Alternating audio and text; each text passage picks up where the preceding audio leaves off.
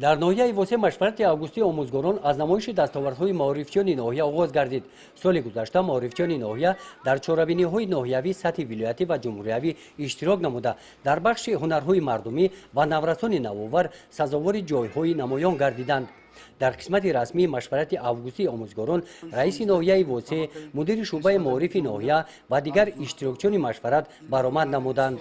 در ناحیه 72 مؤسسه تحصیلات عمومی از جمله یک گیمنازیا، 62 مؤسسه تحصیلات میانه، 5 مؤسسه تحصیلات عمومی اساسی و 2 مؤسسه تحصیلات ابتدایی، یک مکتب اینترنت یکتیمان، یک اینترنت خوانندگان لاقدمند، 6 مؤسسه تو مکتبی، 40 مرکزهای انکشاف کودکان فعالیت می‌نمایند.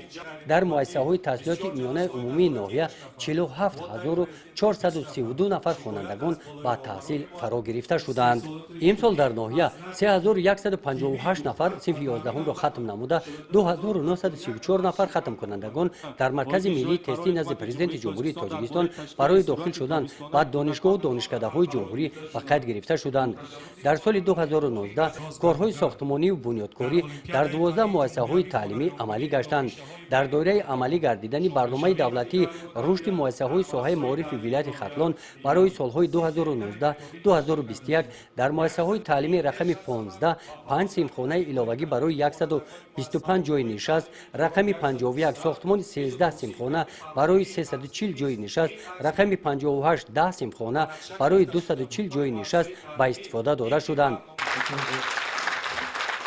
در مشورت августии омузгорон از نام مقامات اجرایی حاکمیت دولتی ناحیه و شعبه معارف کمیته اتفاق کسبه کارمندان ساحه معارف برای سهم ارزنده گذاشتن در تعلیم و تربیت شاگردان یک قطار آموزگاران با افتخارنامه ها سرفراز گردانیده شدند.